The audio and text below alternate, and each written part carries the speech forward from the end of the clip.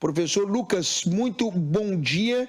É um prazer conversar contigo agora, hoje, sexta-feira, de manhã, bem cedo, aqui no Sul Notícias, onde o IFSC tem o seu campus, e campus que vai muito bem, obrigado, e devidamente inserido na nossa realidade do Vale do Araranguá.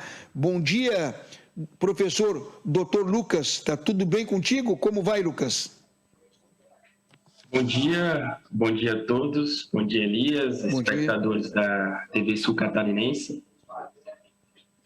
Bem, vamos fazer um prazer estar conversando aqui com vocês. Legal. O professor, vamos fazer um ampassar aí nos seminários, né, que estão sendo retomados. O porquê desses seminários e esse assunto, assim, ele torna-se um tanto impactante, né? Porque a maioria absoluta das pessoas acompanha isso mais na grande mídia, ouve alguma coisa aqui, recebe na internet a colar nas redes sociais, mas não tem um acompanhamento, digamos assim.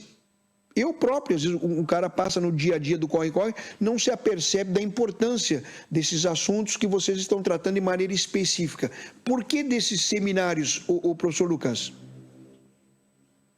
Então, Elias, é uma excelente pergunta, porque a gente ali vinculado, né, e parceiros ali do IFSC, o Instituto Federal de Santa Catarina de Araranguá, por meio do projeto IFScience, a gente tem desenvolvido projetos de divulgação científica, tanto com professores e alunos do próprio IFSC de Araranguá, quanto também com professores e alunos do Mestrado Nacional Profissional em Ensino de Física da UFSC também de Araranguá, que aí é coordenado, esse projeto, né, o IFScience, ele é coordenado pelo professor Felipe Damasio. E aí foi idealizado justamente por essa necessidade que se tem, né, de transpor os conhecimentos das ciências, da física de uma maneira geral, para os muros da universidade, né? Então, o IFScience vem desenvolvendo uma série de atividades, produção de conteúdos, seminários, lives, com esse objetivo, né, de ampliar os conhecimentos que são discutidos de uma maneira geral, né, dentro da universidade, mas também discutir com a população como um todo, né? E de antemão a gente já deixa o convite aí para as pessoas acompanharem as atividades por meio das redes sociais do IFScience, site do IFSC de Araranguá. Vocês conseguem encontrar informações por lá também. Claro, quando a gente fala em Einstein, fala em lei da relatividade, fala em eclipse e efeitos dos eclipses, histórias dos eclipses, e temos aí registros milenares de eclipses e tal. Eclipses é um assunto assim que as pessoas ainda estão um tanto distante, professor. O senhor que é doutor no assunto, por que será que a gente, na normalidade do dia a dia, não se atrai tanto por assuntos como esses que são importantes e que trazem, sim, maioria que não sabe, mas traz assim reflexos no nosso dia a dia, professor Lucas? Então, Elias, isso daí, na verdade, é uma pergunta que tu fez bem interessante e muito comum na nossa área, porque, inclusive, é questões de pesquisa, teses, dissertações de mestrado, porque a gente realmente percebe esse distanciamento, né, da comunidade, de uma maneira geral, com conhecimentos ou conceitos ou temas relacionados à física, às ciências. E aí, muitas das vezes, algumas pesquisas já apontaram, né, que muitas das vezes está muito relacionado a linguagens muito tecnicistas, às vezes a própria dificuldade de compreensão de certos conteúdos e a gente, né, quando a gente pensa a divulgação científica, a gente tem pensado muito nisso, né, de trazer uma linguagem mais acessível, trazer uma forma de discutir um conteúdo em que a gente também espera ouvir o outro, né? Então, por isso que a gente tem pensado nessa dinâmica e até usando as redes sociais, a questão da divulgação da imprensa. De antemão, já deixo aqui o agradecimento a toda a equipe da TV Sul Catarinense, porque a gente entende que são maneiras de disseminar o conteúdo científico para a comunidade mais ampla, né? E aí, quando se fala de física, de Albert Einstein, de certa forma, é uma coisa um pouco ambígua, né? Desperta curiosidade, mas de certa forma, às vezes tem uma certa resistência, porque às vezes as pessoas acham, pô, o Einstein foi um gênio, aquilo que ele fez ou aquilo que ele fazia, né? Na verdade, é distante da minha realidade. Então a gente tem pensado nisso, né? De tentar aproximar essas discussões com a comunidade geral, comunidade mais ampla, e a gente tem tido uma boa adesão nesse sentido. É verdade. O senhor, professor, tocou num assunto bem interessante, e eu tenho a comprovação, né? Eu tenho tido esta oportunidade de ter uma comprovação daquilo que o senhor está dizendo aí no dia a dia, aqui e principalmente na TV Sul. Eu tenho conversado muitas vezes com os alunos do IFSC, campus de Araranguá, com cientistas da UFSC, campus de Araranguá, né? E aí eles tratam da ciência de uma maneira bem mais simples, né? Eu boto aqui cientistas jovens ou futuros cientistas jovens, meninos e meninas, que tratam das questões científicas, tratam de uma tabela química, da lei da relatividade, com palavras mais simples, um português assim coloquial, um globo pequenininho de plástico com uma aula de sistema solar. Eu acho que o senhor tocou num assunto interessante, tem que simplificar e tornar mais atrativo o assunto. Seria esse o principal problema, professor Lucas? Sim, Elias. Na verdade, isso, como tu comentasse, é bem pertinente, né? Se a gente quer dialogar, se a gente quer conversar com um público mais amplo, a gente tem que entender, né, o que o público quer ouvir, o que o público quer saber, né? E, de uma maneira geral, as pessoas têm curiosidade pela ciência, pela astronomia, pelo eclipse. E quando a gente se insere em discussões desse tipo, né, é interessante a gente ter esse cuidado, justamente para não causar um distanciamento logo no início, né, e também para que a gente não perca as pessoas, as discussões com o público geral ao longo do desenvolvimento das atividades, né? E aí, nesse sentido, o projeto coordenado pelo professor Felipe Damasio, o IFScience, ele vem justamente tentar atingir esse objetivo, né? Com produções de conteúdos mais acessíveis, com interação nas redes sociais, a própria contribuição da mídia. Então, a gente tem tentado estender os conhecimentos para além do muro da universidade, né? Discutir ciência com todos e todas. E aí, nesse sentido, a gente já vai, né, para a segunda série de seminários, que o título, né, é Efeituar os eclipses solares, aspectos históricos e culturais, que aí a gente pode, né, bater um papo um pouco sobre essas questões que a gente vai discutir e aí deixar aquele gostinho, né, aquele gostinho para que as pessoas possam se inscrever, é aberto ao público geral e acompanhar as nossas atividades. Com certeza. Professor Lucas, por que eclipse? Por que pensar, por que direcionar ações através de seminários tratando de eclipse? Eles realmente têm interferência no nosso cotidiano, na nossa vida simples aqui do dia a dia, professor? Então, Elias, o eclipse, né, inclusive você comentasse no bloco passado que Araranguá, na década de 90, né, do século passado, foi mais precisamente desde novembro de 1994, por volta de 10h30, 10h40 da manhã, que o dia, né, de Araranguá virou noite, por conta de um eclipse total do Sol.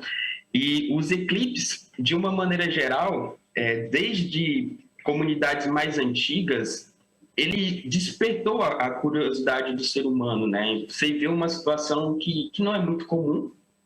Você está durante o seu dia e praticamente de repente vira quase noite, né? A intensidade luminosa do Sol, né? Os raios solares caem rapidamente. E esse momento específico, né? Onde durante o dia a intensidade luminosa do Sol cai muito, é um momento muito utilizado para desenvolver pesquisas no âmbito da astronomia, né? No contexto da astronomia. Por quê? Porque é um momento em que se consegue, por exemplo, observar estrelas que estão próximas ao Sol, né? Quando a gente fala próximos no contexto da astronomia, são distâncias astronômicas, né? Muito Sim. grandes, mas que por essa condição climática, né, do tempo e das condições astronômicas, permite observar estrelas próximas ao Sol durante o dia. Se a gente, durante o dia, olhar para o Sol, a gente não vai conseguir enxergar nada, a gente vai ter uma dor imensa no Sol, né, nos olhos. E aí essa condição específica do eclipse, além de despertar a curiosidade de uma comunidade mais ampla, ela possibilita um momento ímpar para físicos, astrônomos, pessoas relacionadas às ciências, desenvolver estudos, dentre eles, inclusive, a primeira corroboração experimental, né, da teoria da relatividade geral foi desenvolvida nesse contexto de eclipse. Certo. Aliás, o Einstein teve uma notoriedade. Aliás, a notoriedade do Einstein não se discute, né? Mas ele teve notoriedade também a partir de um eclipse, não foi, professor? O senhor que é professor, eu sou aluno, levantei o dedo, estou perguntando. E a notoriedade dele partiu de um eclipse, é isso, professor? Isso, Elias. Você, como um excelente aluno, fez uma excelente pergunta. Essa pergunta é bem interessante porque hoje, né, se a gente for pensar em cientistas, em pessoas relacionadas às ciências, certamente uma das pessoas que a gente vai relacionar é o Albert Einstein, né? Tem aquela foto icônica, né, do Einstein com os cabelos arrepiados, de língua para fora. Aquilo deu notoriedade ao Einstein, mas o que de fato deu fama ao Einstein, antes de o eclipse, né, que a gente está comentando, ele ocorreu em 1919, foi observado aqui no Brasil, no interior do Ceará, mas antes de 1919, o Einstein, até então, ele era um professor de física, ele já tinha publicado artigos no campo da física extremamente relevantes, mas o que de fato deu notoriedade mundial para o Einstein foi o eclipse de 1919, que foi observado aqui no Brasil, no interior do Ceará, na cidade de Sobral, que corroborou experimentalmente uma das bases da teoria da relatividade geral, né? Um dos pilares dessa teoria, que é o que a gente vai discutir no seminário, né? Esse tal efeito Einstein, que de maneira geral, né, e de uma linguagem mais acessível, esse efeito Einstein, ele nada mais é do que o desvio, né, da trajetória da luz de uma estrela, por exemplo, num espaço que é curvo, né? Que isso era o que estava sendo discutido no contexto da teoria da relatividade geral. Até então, a ideia de espaço que se tinha era como se fosse um papel plano. Mas a teoria da relatividade ela avança quando discute a deformação do espaço e do tempo, né? E aí o espaço é dinâmico e o efeito Einstein discute essas questões. É verdade. Claro que é um assunto que ele não tem essa simplicidade toda, mas estamos evoluindo em direção a essa simplicidade e ainda bem que existem jovens como o professor Lucas que se interessam ainda bem e tornam-se físicos, cientistas, químicos, professores, doutores, para levar esse ensinamento à frente. Olha que legal aqui a professora de História, professora Lena Borges, que está lá acompanhando a gente, o professor Lucas. Ela mandou aqui um detalhezinho, ó. Por volta das 10h44, né, daquele 3 de novembro de 1994, o Brasil e países vizinhos pararam para assistir o eclipse solar total que ocorreria naquele momento. Durante pouco mais de 4 minutos, a Lua se interpôs entre a Terra e o Sol, fazendo o dia virar noite e tirando toda a claridade de uma faixa estreita terrestre naquela quinta-feira. Ela deu minúcias, né? Eu disse lá no início da nossa entrevista, no preâmbulo, lá, antes do comercial, eu não sei onde é que as pessoas andavam em Araranguá. mas eu estava na cidade, estava bem acordado, já era mais de 9 horas, 10 horas da manhã, quando aconteceu esse evento lindíssimo da natureza. E que agora eu não sei quanto tempo eu vou levar, talvez não veja mais. Tem que aproveitar o momento, né, professor Lucas? Então, Elias, é verdade. Tanto a comunidade geral, né, tem que aproveitar esse momento, que ele é um momento assim bem único da natureza, né? E para contexto de informação, Sim. o próximo eclipse total do Sol que vai ser observado em território brasileiro, né, na sua totalidade, está previsto para ocorrer em 2045, né? Então, são momentos ímpar. 22. Como a faixa do globo terrestre, né, a sua grande maioria é coberto por água, né, por oceano. Então, para que coincida, né, o eclipse total do Sol para ser observado em Terra, é bem difícil também, né? Então, são momentos assim que a gente tem que aproveitar e contemplar a natureza.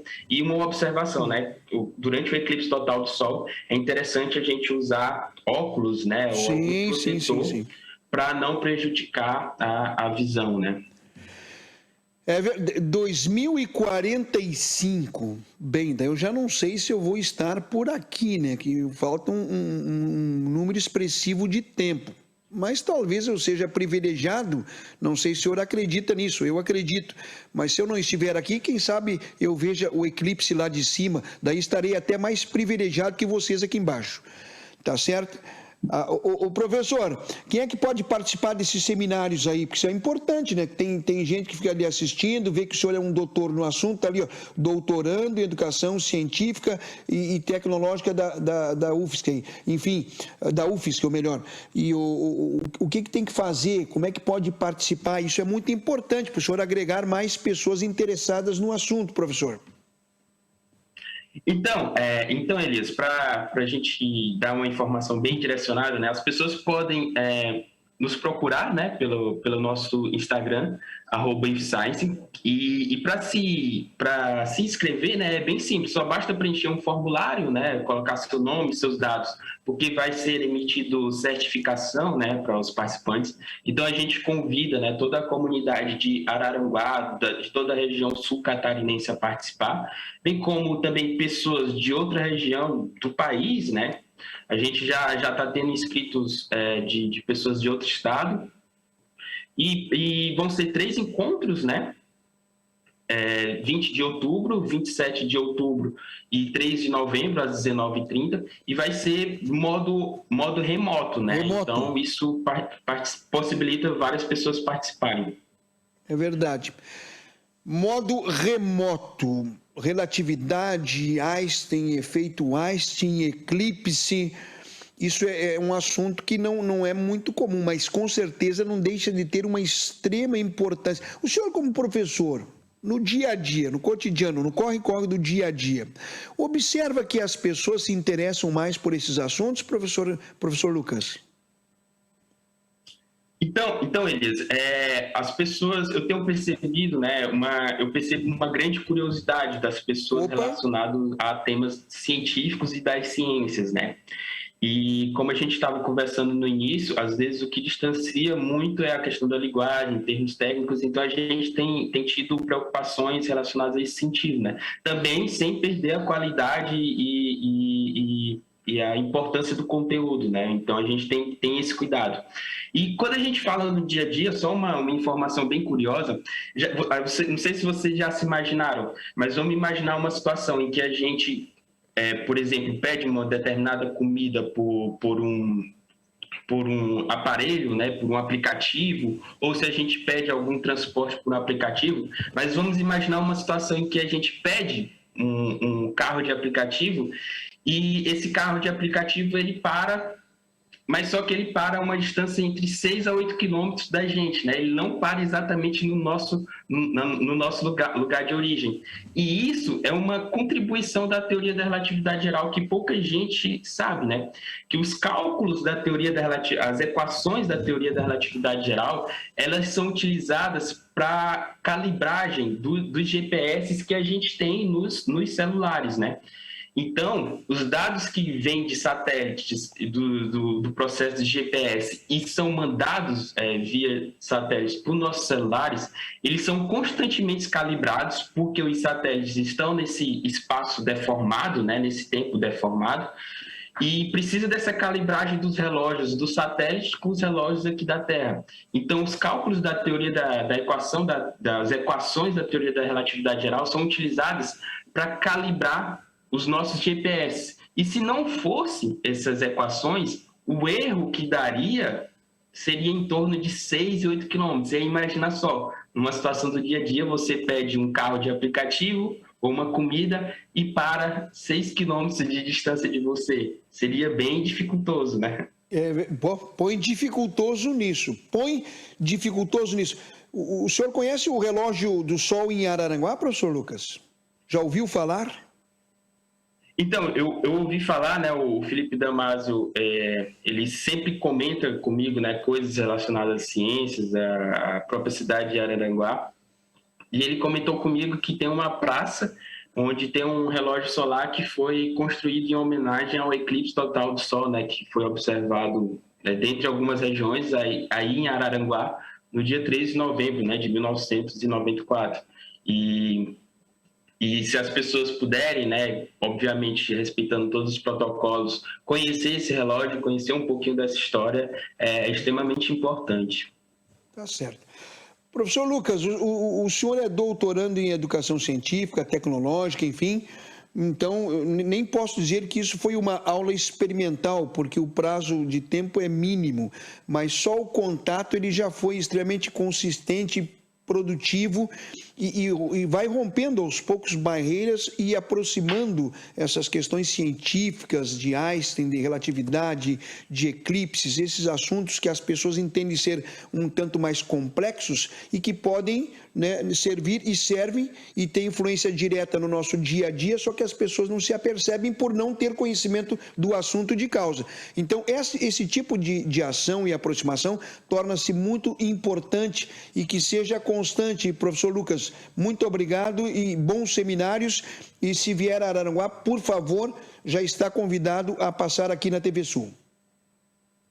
Eu que agradeço a todos, novamente agradecer a toda a equipe da TV Sul Catarinense, ao Elias, e a gente espera contar com a participação de todos e todas, e sigam a gente nas nossas redes sociais, no site, Instagram, qualquer dúvida, dificuldade, vocês podem entrar em contato com a gente, e a gente agradece muito ao espaço, e isso é extremamente importante para a gente comunicar, divulgar e disseminar a ciência. Um abraço a todos e a todas. Um abraço, professor, foi um prazer em conversar contigo, te conhecer e até a próxima, e tomara que seja pessoalmente, tá certo? Um abraço, bom restante de sexta-feira e bom final de semana também. 8 horas em ponto.